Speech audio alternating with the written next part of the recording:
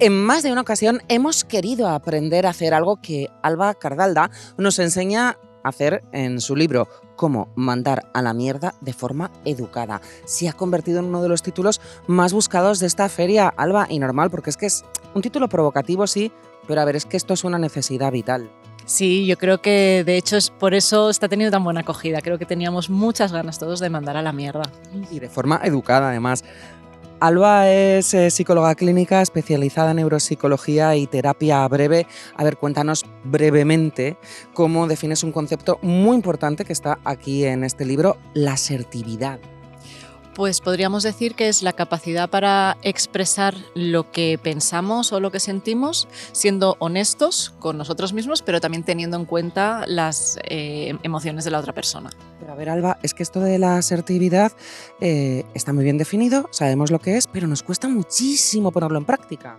Nos cuesta mucho, pero porque no nos han enseñado, no porque sea algo tan difícil. O sea, realmente hay algunas herramientas, algunas estrategias que a las que las entiendes y dices, ostras, ya sé cómo comunicarme de forma asertiva. Claro, comunicarse de forma asertiva también es aprender a decir que no, algo que nos cuesta muchísimo y en el libro explicas que tiene que ver con la cultura judio-cristiana, es decir, que llevamos este peso ya desde que somos pequeñitos. Desde que nacemos como pecadores, ¿no? Según nuestra cultura. Y además está todo esto de poner la otra mejilla, de aguantar, ¿no? Entonces, bueno, yo creo que se le tiene que dar una vuelta para ver en qué situaciones sí y en qué situaciones no, ¿no? En qué situaciones tenemos que decir basta. Claro, y también porque desde pequeños nos educan mucho en la culpa y en el miedo, y entiendo que eso es pues muy malo para la asertividad. Bueno, es que son dos mecanismos fantásticos para la manipulación. Entonces, claro, el miedo al que dirán, el miedo a que la otra persona se enfade, a que la otra persona se aleje, ¿no? Y también ese sentimiento de culpa por decir no o por decir lo que sentimos porque nos hace sentir malas personas o egoístas, ¿no? Cuando no tiene nada que ver. Has dicho una de las palabras clave, ¿no? Que nos sentimos egoístas o malas personas cuando establecemos límites sin darnos cuenta que es totalmente necesario.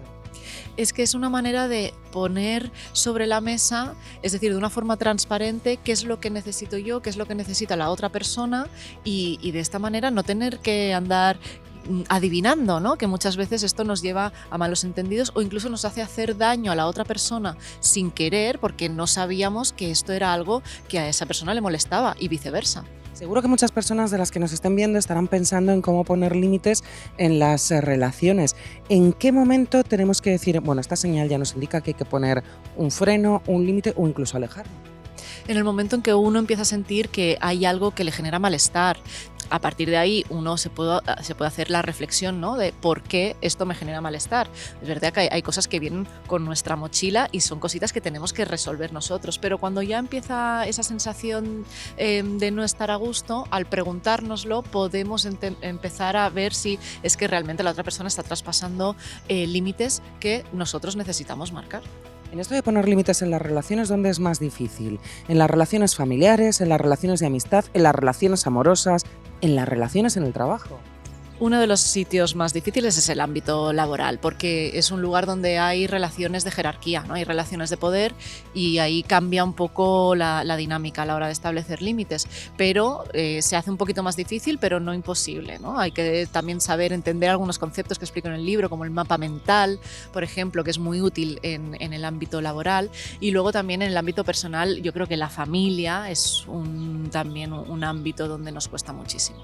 Y también porque hay muchas veces que queremos ser complacientes, ¿no? Y decimos sí por miedo a decir que no, por quedar mal.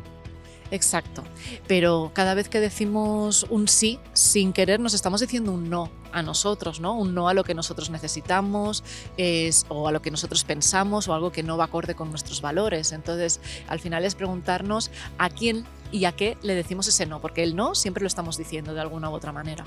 ¿Hay diferencias entre cómo dicen no y cómo dicen sí los hombres y las mujeres? Sí, Sí, a las mujeres se nos ha educado para que seamos mucho más complacientes, para que siempre estemos pensando en cómo se sienten los demás, priorizando el bienestar de los otros, ¿no? Entonces, a nosotros nos cuesta muchísimo más, porque además también se nos tacha cuando ponemos un límite, pues de agresiva o de borde, ¿no? Y sin embargo, un hombre es un hombre pues seguro de sí mismo, con capacidad de liderazgo y de decir lo que piensa sin que le importe lo que piensan los demás. Y eso, claro, esa diferencia al final nos marca y aún nos cohíbe más a las mujeres a la hora de establecer límites. Alba, antes explicabas que desde pequeños, antes de nacer ya llevamos esta carga porque nacemos como pecadores, pero en el libro también explicas muy bien que los distintos estilos de apego en la infancia se reflejan luego cuando somos mayores en cómo decimos que no o en nuestra asertividad. Exacto. Es que la gran mayoría de problemas que tenemos a la hora de relacionarnos con adultos los venimos arrastrando desde nuestra infancia, ¿no? En cómo se nos educó o cómo creamos los vínculos normalmente con nuestro padre o madre o otras personas importantes, ¿no? Educadoras. Entonces, el estilo de apego que nosotros desarrollamos de pequeños, excepto el estilo de apego seguro, todos los demás pues nos hacen tener dinámicas que muchas veces pues no nos vienen bien, ¿no? O somos muy sumisos o también, por otro lado, podríamos ser, hay personas que son más agresivas, ¿no? Todo esto viene debido pues, al estilo de apego que hemos desarrollado de pequeños. Y esto lo podemos cambiar ya de mayores. Sí, es decir, una cosa es de dónde nacen nuestras dinámicas o nuestras maneras de comportarnos y otra cosa es que a lo largo de la vida y a lo largo de nuestras experiencias, utilizando herramientas terapéuticas, podamos ir cambiando esas dinámicas, ¿no? Ahora, es importante entenderlas, saber de dónde vienen, porque esto lo que nos permite es entendernos a nosotras mismas y a nosotros mismos. Entonces, a partir de ahí se pueden ir cambiando esos aspectos, claro que sí. El silencio es una herramienta porque hay veces que hay silencios muy elocuentes, pero yo no sé si a veces nos da un poco de reparo usarlo y pensamos, a ver si va a parecer que estoy haciendo ghosting a alguien. Sí, y sin embargo, bueno, el silencio muchas veces dice más que muchas palabras, ¿no? Y además es tremendamente efectivo cuando lo hacemos en el momento donde se tiene que hacer, ¿no? Un silencio puede establecer un límite perfectamente. Si tú me haces una broma ¿no? Cargada de segundas intenciones y a mí no me hace gracia, una de las mejores cosas que puedo hacer es quedarme en silencio mirándote, ¿no? Es decir, ahí está también la carga de ese silencio, ¿no? Que no es que te desvío la mirada, sino que te miro y me quedo en silencio y te estoy diciendo muchísimo, ¿no? Qué importante el lenguaje gestual, ¿no? Que claro, muchas veces es muy difícil tenerlo, por ejemplo, cuando nos relacionamos por las redes sociales o por los mensajes en el móvil, y esto es fuente de tantísimos malentendidos. Muchísimo, porque además es que transmitimos mucho con nuestra gestualidad y con nuestro tono de voz, ¿no? Que también es algo que se pierde mucho cuando utilizamos el lenguaje escrito y da muchísima información. Entonces, es importante que lo sepamos leer y también es importante que lo sepamos expresar, ¿no? De alguna manera.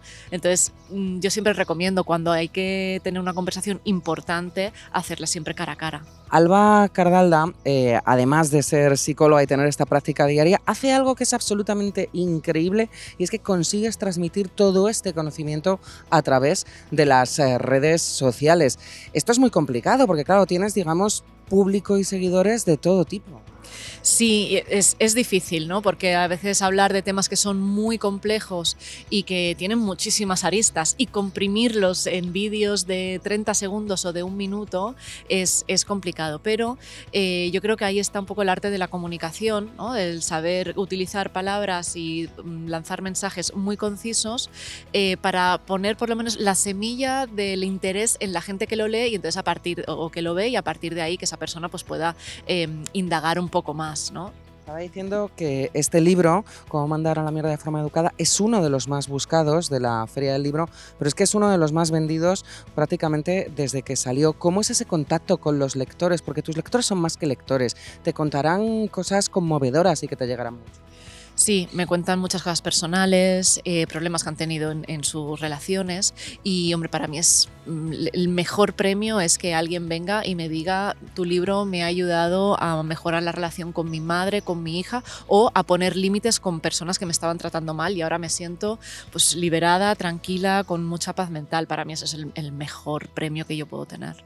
Bueno, pues te vamos a liberar de este banquito del Retiro porque están tus lectores ya esperándote en la caseta. Muchísimas gracias por enseñarnos a decir que no, por tantas otras cosas y por estas respuestas. Muchísimas gracias a vosotros, un placer.